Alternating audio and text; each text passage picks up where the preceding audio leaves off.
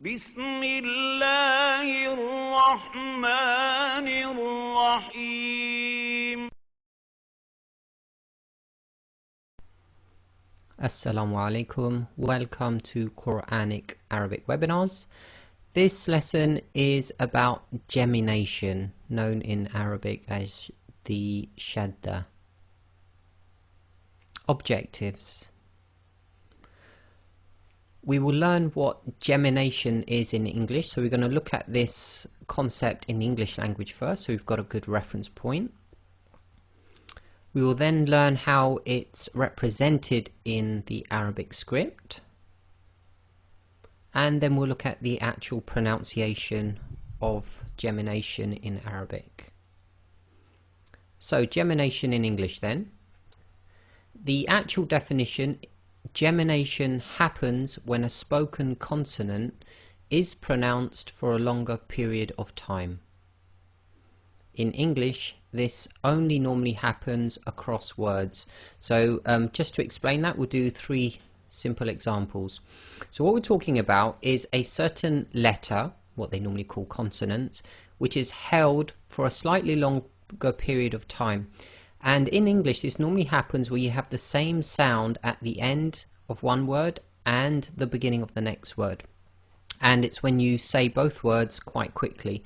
So the first one here, if we say calm man, the calm man, the two M's sort of merge together and you end up holding the two M's for a little bit longer and effectively not taking a pause between the two letters. The second one is black coat. So the same thing's happening there, slight pause actually between the K and the C, but generally we're going directly into the sound of the K into the sound of the C.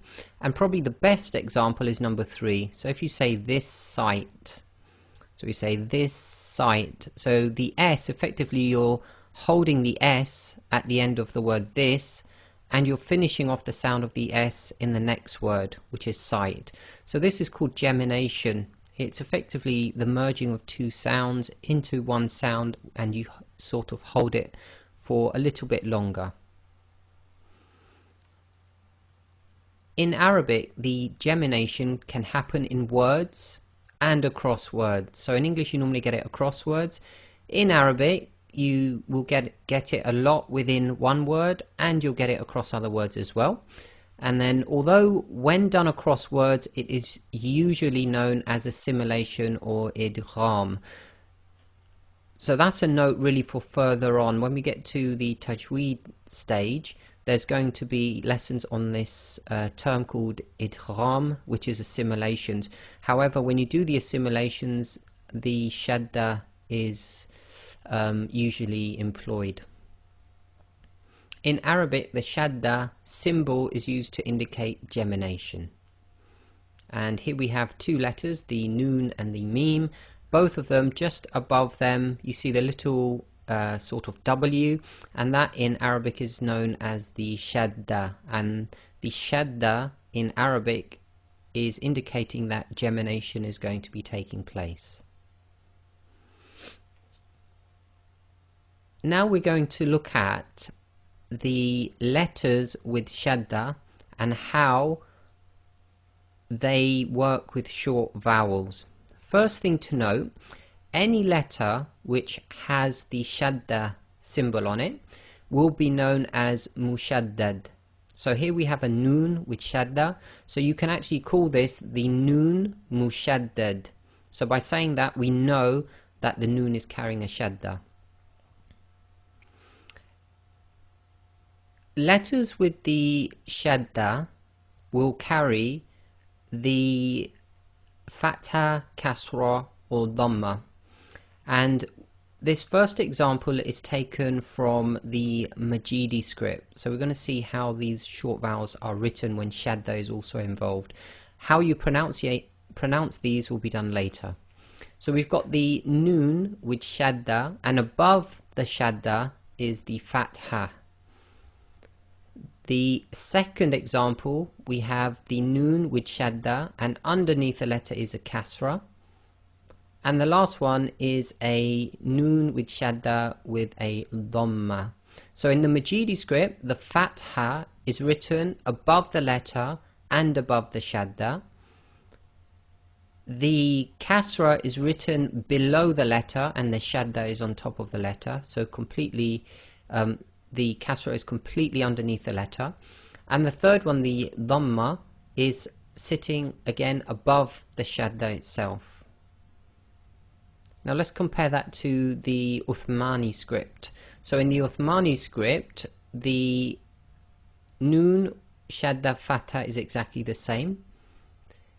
The noon shadda dhamma is exactly the same. However, we have a difference in the way the kasra version is written. So we have noon with a shadda and a kasra under the shadda. So this is slightly tricky. Some people get confused on this.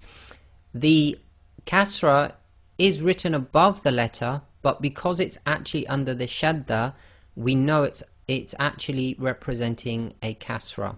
So in both the top and bottom, i.e. the Majidi and the Uthmani script, the kasra, as long as it's underneath the shadda, it will be a kasra, regardless of whether it's actually below the letter or above the letter. So you look at its position in regards to the shadda, not the actual letter.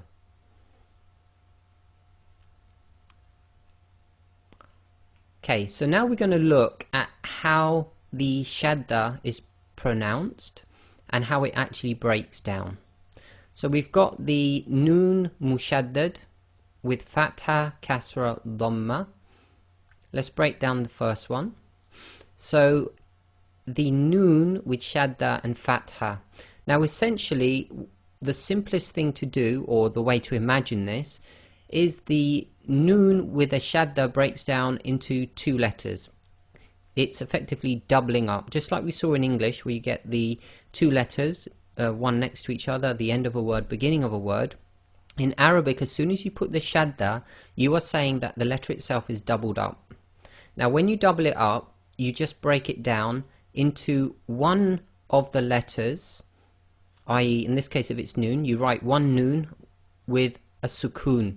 And again here we've drawn the sukoon as the computer font, round circle.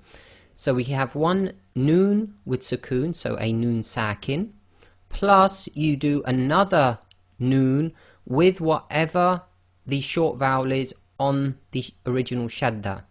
So in our case it's fatha.